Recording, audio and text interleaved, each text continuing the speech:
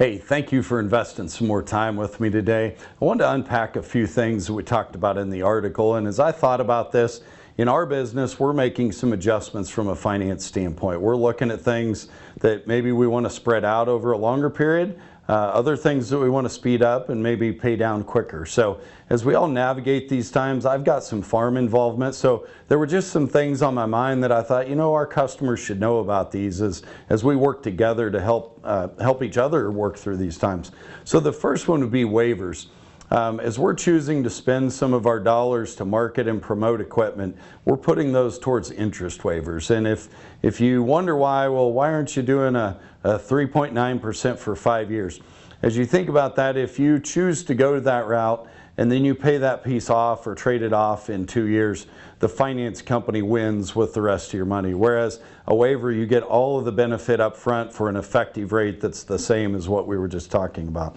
So when you really start breaking that down, if you take an S780 combine, the most common size that we sell, that's about a $40,000 value on a 2-year waiver. So there's some things right now in the market. The interest rates are probably not going to change for all of us in my mind.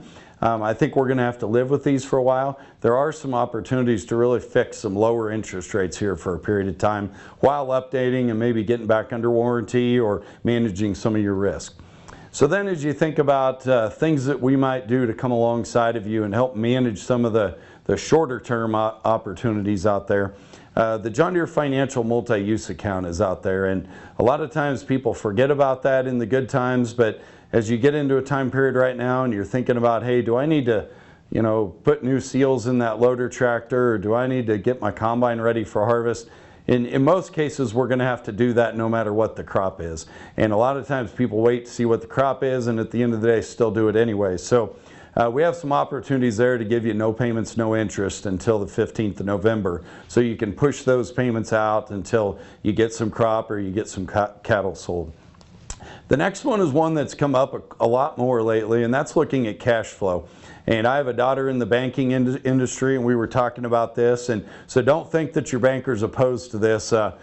She was an example of somebody that is interested in it. So we have some folks that, from an equity standpoint, are in really good shape right now. It's just that the cash flow this year is getting really tight.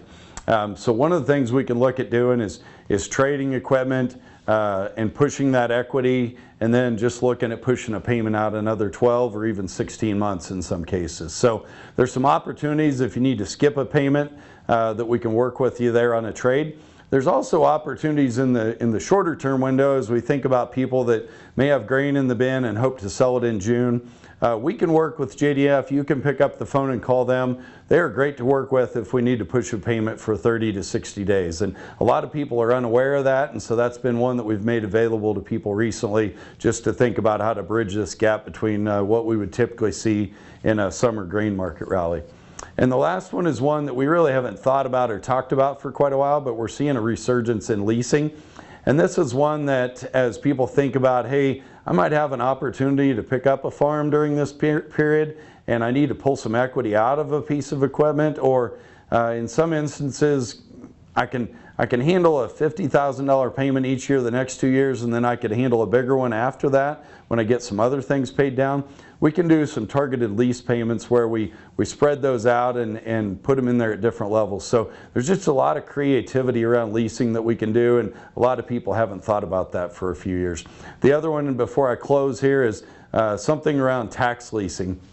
And we get some folks from time to time. I just had one last week that needed to use some depreciation. He had 2 years worth of grain that he was going to sell in 1 year here, had maxed out his depreciation and was looking to take advantage of some more tax depreciation. So there's some things we can structure there differently if we understand what your need is. So I just want to thank you for investing this time today. I love working alongside of customers and figuring out better ways to do this. So look forward to working with you guys through the summer and as we head towards the fall harvest. Thank you.